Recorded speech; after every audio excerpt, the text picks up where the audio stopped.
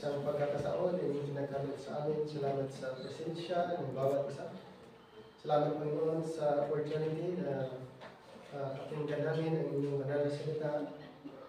At yung punahin Panginoon na sa pamagitan ng inyong banal na Espiritu ay maunawaan po namin, maintindihan namin ang mga pag-aaralan po namin. At sa iyo po namin, nagkakatiwalang lahat sa pamagitan ng aming Panginoon Jesus. Amen. Amen. So, pag-usapan po natin ang regarding sa mother. What mothers deserve. Kaya Happy Mother's Day sa lahat ng mothers. So, yung mother ko ay Happy Mother's Day sa Panginoon. Ayan, wala na po yung mother ko. How I wish na mapakinggan niya yung mensahe.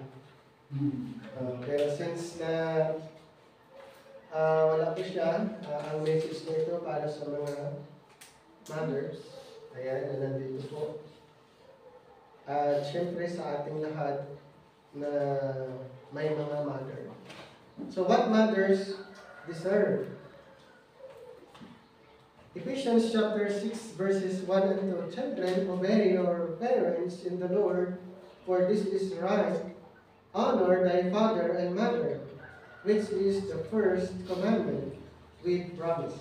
So mapansin nyo sa verse 1, obey your parents in the Lord. So malaking ano po yan, malaking bagay, yung in the Lord. Okay? And then, verse 2, honor thy father and mother, which is the first commandment with promise. So, Apostle Paul mentioned regarding po sa children and parents relationship. Ayan. So, i-explore po natin what mothers deserve.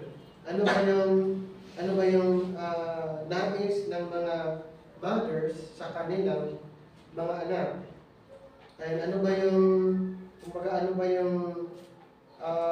nais nila na gagawin ng mga anak sa kanila? Ayan. Sa part ko naman, hindi ko masyadong dahil matagal akong wala sa parents. Kasi maalala ko baka 12 years old, wala na ako sa amin. Kumbaga, hindi ko masyadong yung sa pag-aano ka, siguro looking backward, ay matindi siguro yung kaniyang ginagawa kasi 7 kaming magkapatid. So, di ko alam kung ano talaga ang naranasan ng ina na mag-ano ka sa mga maraming anak. So, yun po ay hindi ko lubos maisip. Pero ayon sa mga kwento o mga patutuo ay talagang matindi. Yung part ng mother para asikasuhin ang mga anak. So, what mothers deserve? So, bago natin i-explore, alamin muna natin ang konting history. Bakit mayroong Mother's Day? Saan ba ito nag-start? Mother's Day, a national holiday in the USA. So, doon pala nag-start. And then on the second Sunday in May, honoring mothers. Okay? So, frequently celebrated by flowers. Ibig sabihin noon, itong holiday regarding sa Mother's Day ay celebrate sa pamagitan ng flowers, cards, and then, ayan, at ibinibigay sa mga parents. May ibang churches ay pinapractice nila yung giving cards, flowers, at yung iba pa. And then people attending church with their mothers. So mostly yung iba naman, during Mother's Day, doon lang kasama yung parents. Yung mothers, may mga ibang ganun po na scenario. How did this holiday come about? So more importantly, what do our mothers deserve from us? Not just on Mother's Day, but Everyday. So, hindi lang pala Mother's Day kung totoo sino. Kung mayroon tayong gagawin pala sa parents, hindi lang sa itaon sa Mother's Day. Mas maganda, everyday. So, according to the history, kung kailan ito nag-origin po ito noong 1907. Sino po? Si Anna Jarvis. On Philadelphia, started the campaign to honor mothers 2 years after her own mother died. So, nung nag-start pala ito, 1907. Saan po? Yan, sa USA, Philadelphia. Ito po ay sa pamagitan ni Anna Jarvis 2 years after nung namatay ang kanyang mother. So, yun yung kanyang campaign that time.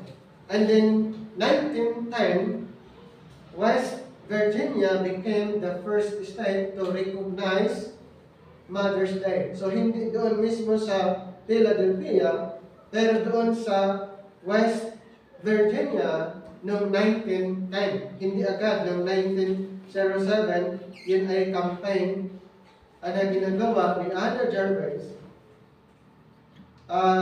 na magkaroon ng honoring mothers.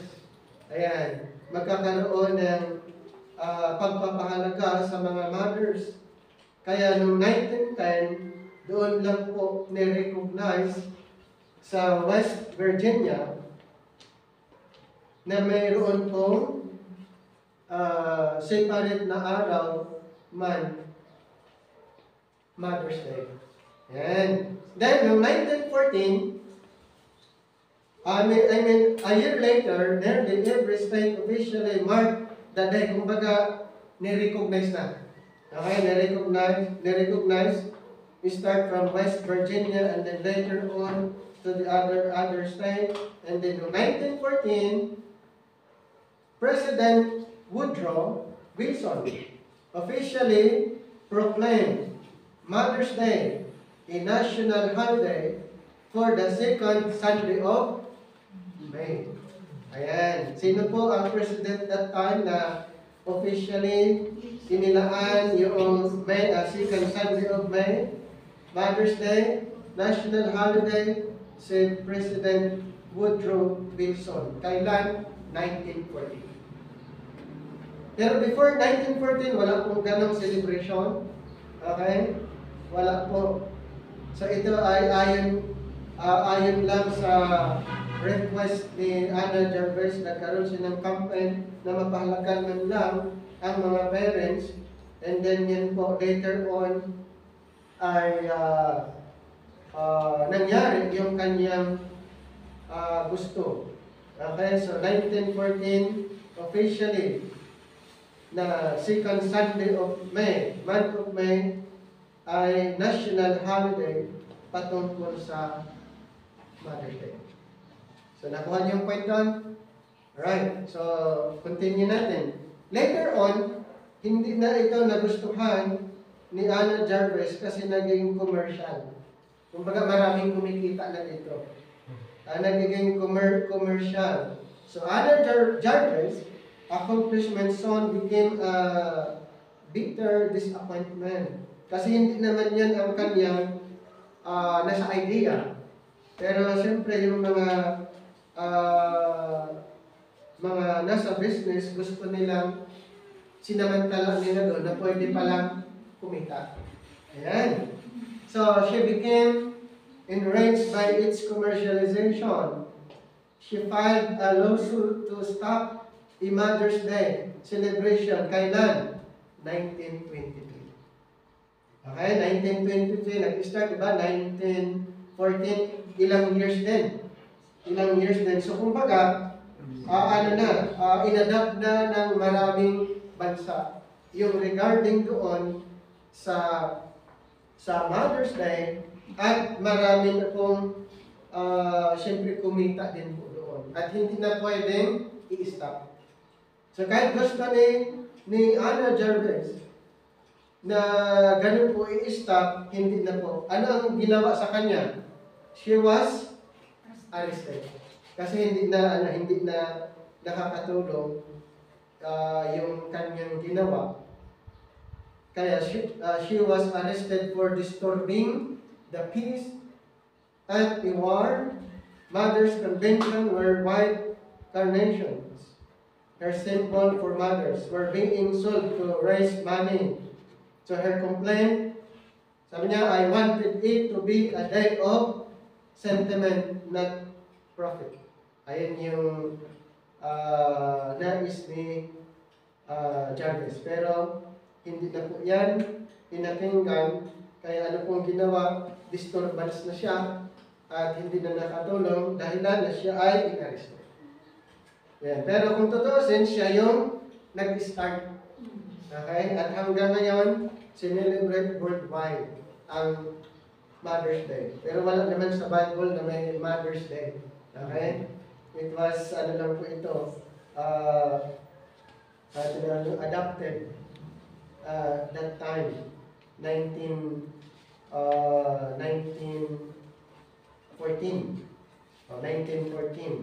Pero 1910, yung West Virginia. So, today, many mothers are happy to receive flowers, cards, gifts. Ayan.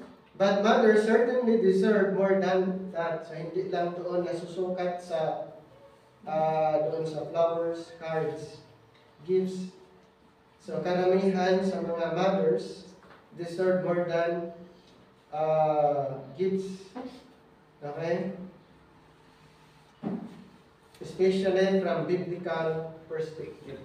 Ayan. So, sa atin po, we are yung focusing doon sa biblical perspective, hindi doon sa history kung ano yung perspective ng mga parents that time. Pero sa atin ng mga believers, more on nakafocus po tayo ano ba ang turo ng Bible tungkol sa mga mothers. So, what mothers deserve?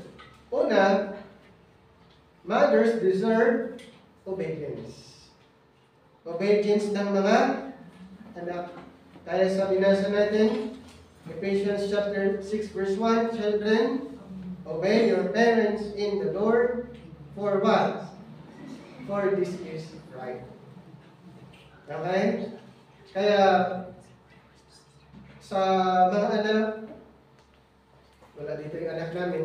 Ano lang dito? Ang nais ng parents ay sumunod. Okay? Sumunod ang mga anak, for this is right. Obey your parents in the Lord. Pero kung yung kanilang mga protocols ay wala naman sa Panginoon, siguro ibang usapan yan. Kasi dito po, children, obey your parents in the Lord. For this is right. So mothers deserve obedience. Siguro maunawaan natin yung mga parents na yung mga pasaway na anak ay yung hindi nakakatulong. Diba?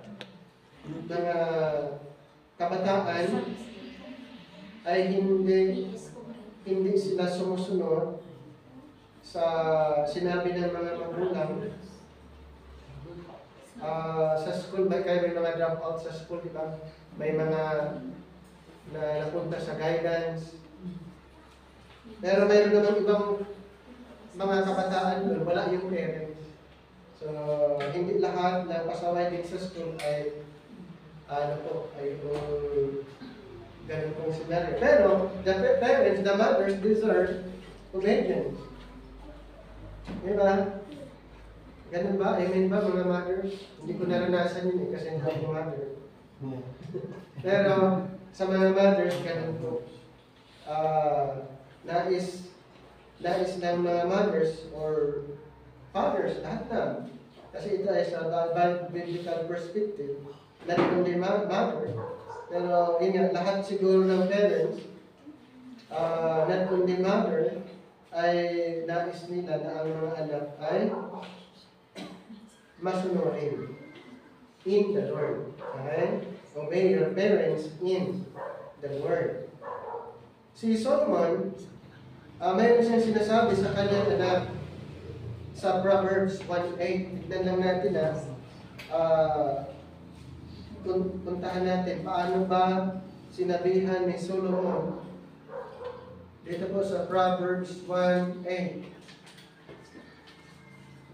My son, sabi niya, hear the instruction of thy father, and forsake not the law of thy mother.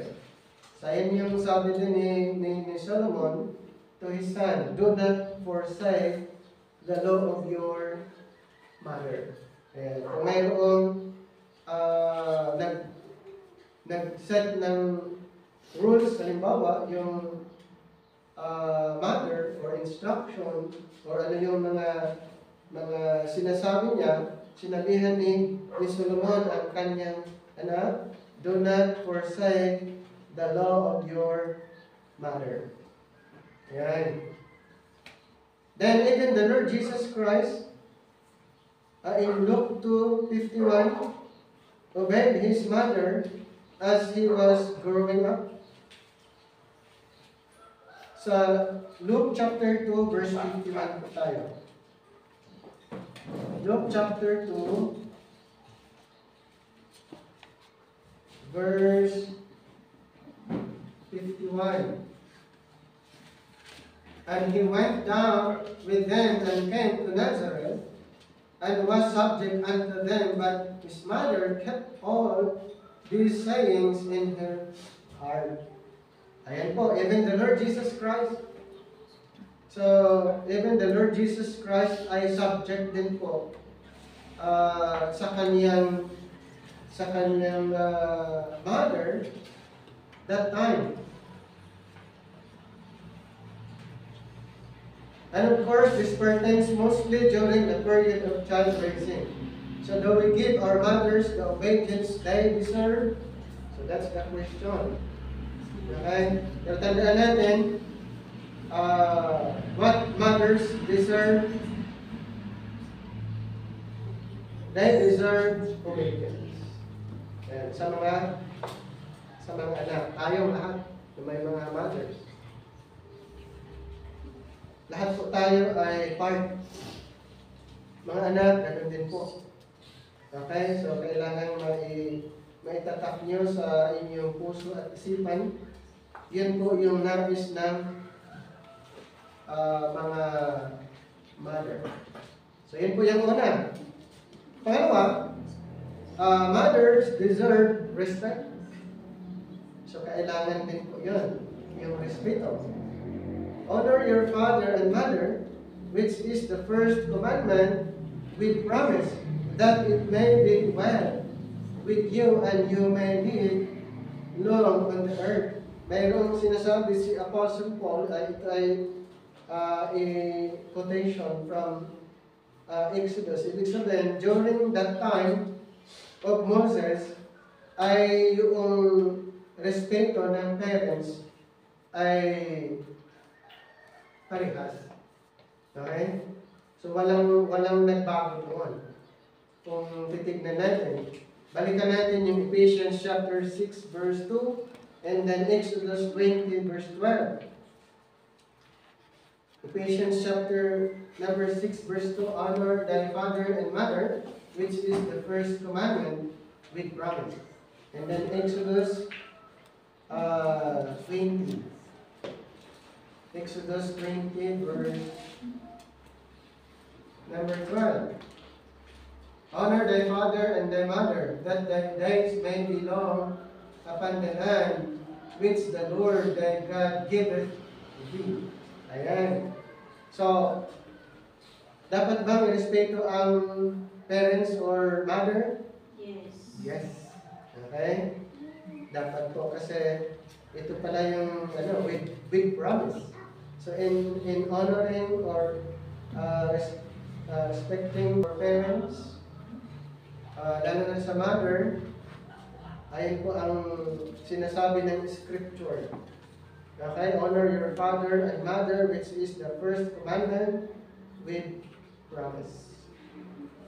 Si Solomon ay mayroon din siyang sinasabi, aside from na-mention ni Pablo at during the time of Moses, si Solomon sabi niya, dito sa Proverbs 20, Solomon warned of great consequences for those who curse their parents. Proverbs 20, ito po, sa 20 verse 20. Whoso curseth his father or his mother, slump shall be put out in obscure darkness. Or, curse. Sabi niya, Solomon warned of grave consequences for those who curse their parents. Ayan po. So, hindi maganda. Kaya, respect. Kasi mayroon pong tinatawag consequences. Yeah, mayroon pong consequences. So, mga anak, huwag natin i-curse or ano ba yun, sumpain or pagsalitaan ng hindi maganda yung parents or mother. Okay? Huwag po. Kasi, mayroong, dito sa time ni Solomon, matindi, mayroon pong consequences. Isang kasabihan ng, may kasabihan dito, nang sabi niya, respect for one's parents is the highest duty of civil life. Ayan. Respect for one's parents is the highest duty. Ito, ang maganda yung sinabi dito sa isang kasabihan nito. Respect for one's parents is the highest duty of civil life. So a common decency demands that we respect our parents, especially mothers. Do we give our mothers the respect they deserve? Yan, personal question na sa atin yan, sagot yan. Okay, mayroon ba tayong naibigay na respeto sa ating mother? Pangatlo, mothers deserve what? Affection. May sinasabi si Elijah naman dito sa 1 Kings 19:20. 1 Kings. Ito naman yung sinabi niya. Chapter 19, verse 20. And he left the oxen and ran after Elijah and said, Let me, I pray thee, kiss my father and my mother, and then I will follow thee. And he said unto him, Go back again, for what have I done to thee? So Elisha demonstrated the affection properly due parents. Yan sinabi niya. And why not when they gave us so much affection as children? Such affection can be given in words. Katulad ng na-mention kanina, I love you, ma'am, or dad, or ano pa mga expression doon. So, mahalaga po yun. Okay, sa mga anak to sa kanilang mother. Okay? Yun ba'y nagagawa natin? Pero, yun nga, magandang gawin. No? Do we give our mothers the affection they deserve? Dapat lang. Yan. So, yan po ay biblical. Kaya, we're using the Bible as our final authority when it comes to children and parents relationship. So, siguro hindi lahat nasusunod, pero at least mayroong pamantayan. Tama? Mas maganda mayroon pong pamantayan. Then proceed tayo sa next. What mothers deserve, they deserve wisdom. Mayroon pang sinasabi dito sa Book of Proverbs, sa chapter 10, verse 1. Punta tayo sa Proverbs. May mga sinasabi din, lalo na si Solomon, sa Proverbs chapter 10, verse 1, the Proverbs of Solomon, a wise son maketh a glad father, but a foolish son is the heaviness of his mother. Ayan. So mayroon ditong dalawang pinag-usapan, the wise son and then the foolish.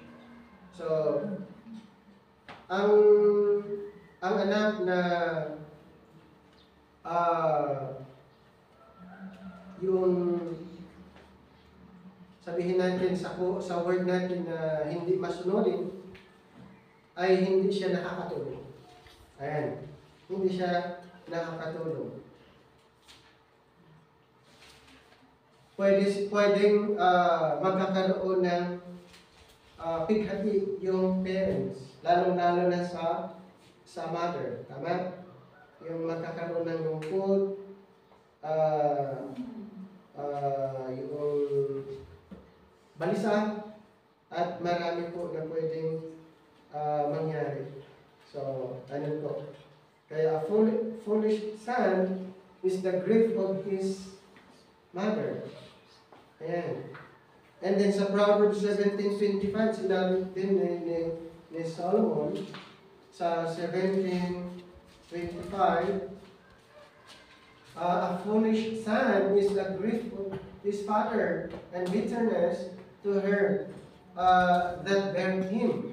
Oh, ganun din po. So,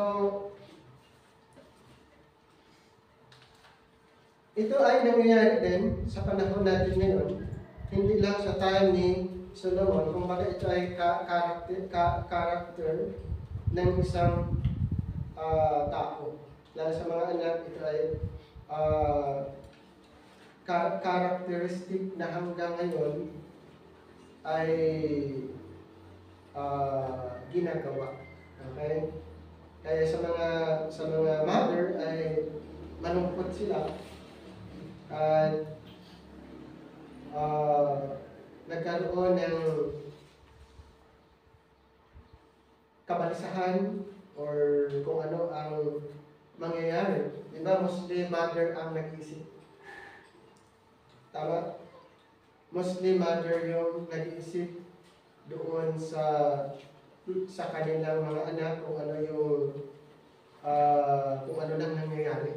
Mostly mother. And yan po ay according to the research, mostly mother yung nag-iisip ng ganun. Okay? Jesus increased in wisdom as He grew from childhood to adulthood. Kaya si Jesus Christ ay siya ay part doon sa tinatawag wise son. In Luke chapter 2:52. At siya po ay masunurin na anak.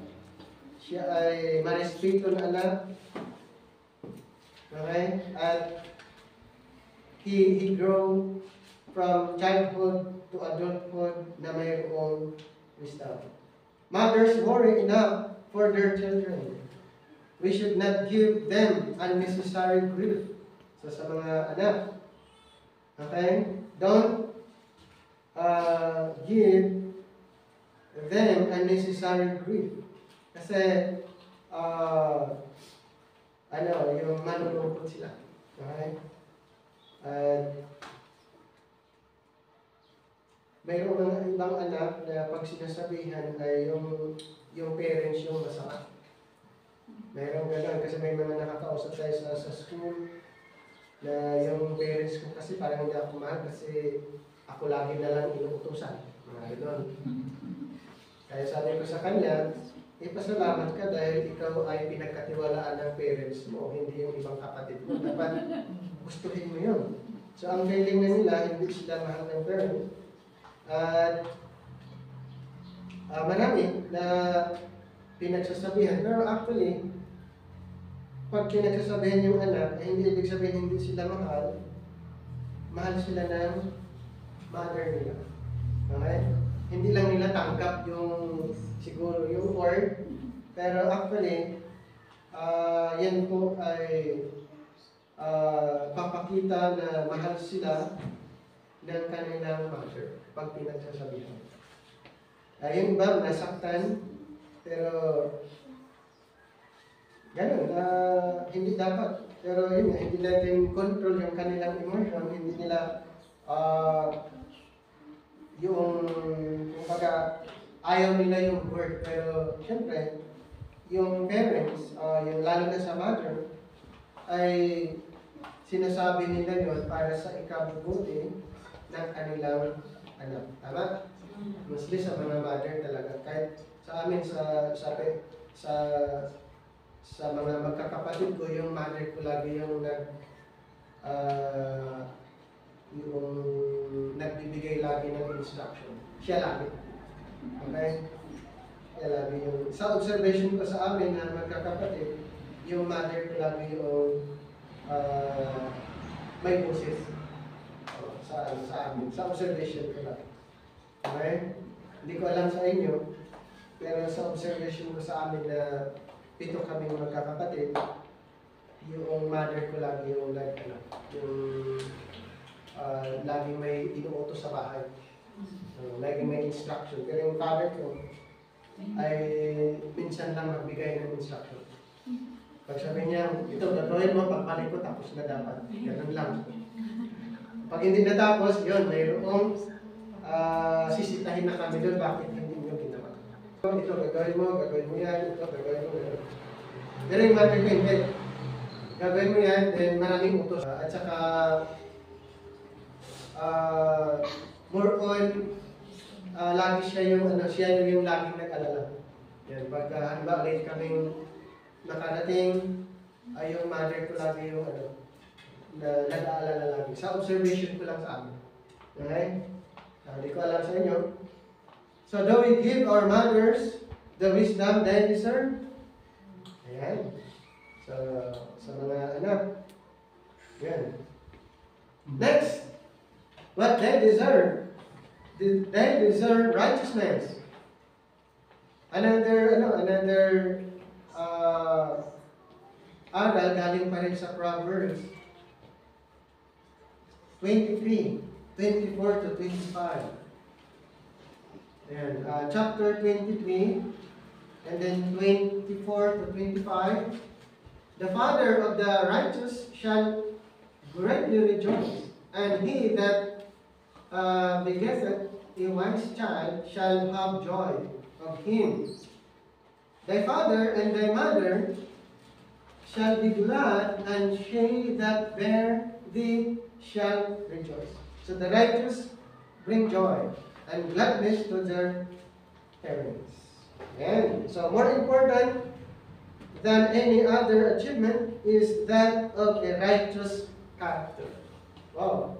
Ito po yung isa sa napakaganda na mag-manifest sa isang anak, no? Righteousness. Ayan. Nothing makes a mother prouder than to have a good or righteous son or daughter. Ulitin ko, nothing makes a mother prouder than to have a good or righteous son or daughter.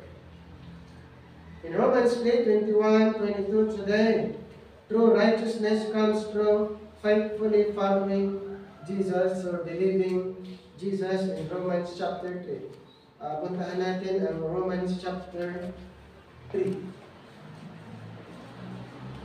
Chapter 3, verse 21 to 22. Verse 21, But now the righteousness of God without the law is manifested, being witnessed by the law and the prophets. 25, dito sa 25, yes, 25, whom God had set forth to be a propitiation through faith in His blood to declare His righteousness to the remission of sins that are past through the forbearance. Ayan. And then, balik sa 24, being justified freely by His grace through the redemption that is in Christ Jesus. So, righteousness in our present time ay saan natin masusumpungan? Through Christ. Okay? Through Christ. So do we give our mothers the righteousness they deserve? So that's our personal na sasagutin. Do we give our mothers the righteousness they deserve? Next, mothers deserve care. Parents, especially widowed mothers, deserve our care. May sinasabi din sa Bible yung sa mga widow, yung mga mothers. Yan. Sa 1 Timothy 5:4 tayo muna. 1 Timothy 5:4.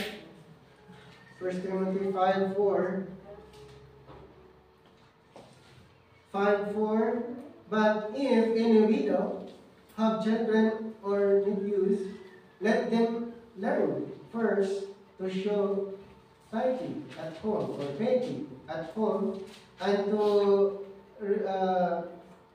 requite their parents, for that is good and acceptable before God. Mayroon din sa verse 8, but if any provide not for his own, and especially for those of his own house, he has denied the faith and is worse than an infidel. And then sa verse 16, if any man or woman that believeth have widows, let them relieve them, and let not the church be charged, that it may relieve them that are widows indeed. At sa James 1:27, may na-mention na regarding sa widow. So indeed, children are to be their parents' social security. They deserve the best care we can afford to give them. Some may require professional and medical care, but we should not simply drop them off at nursing homes just for our convenience. So do we give our mothers the care they deserve? So bilang pagtatapos, we may choose to give our mothers flowers, cards, gifts on Mother's Day, or kung ano ang pwede for our expression, but every day, they rightly deserve our first obedience, respect, affection, wisdom, righteousness, and care. Sana po mayroon kayong natutunan na lesson dito po sa ating mensahe, what mothers deserve. Tayo po'y manalangin, Panginoon. Maraming salamat po sa isang pagkakataon inyong pinagkaroon. Salamat sa mensahe. Salamat, Panginoon, sa kaunawaan na inyong pinagkaroon sa amin. Nawa, ang mga bagay na ito ay itatak din po sa aming puso at isipan. Maraming salamat po at sa inang pinagkakatiwala ang lahat sa pamagitan ng aming Panginoon Jesus. Amen. Thank you po. God bless you. Weary, hope and be free. Come, you helpless, lift your misery. Come, be blessed and be blessed. Come, be saved and be saved. Come, believe, come, receive the goodness of God's grace. God's grace is amazing, the lifeline of my soul. God's grace is faithful, Jesus conquered all. By grace he died, so I may live. By grace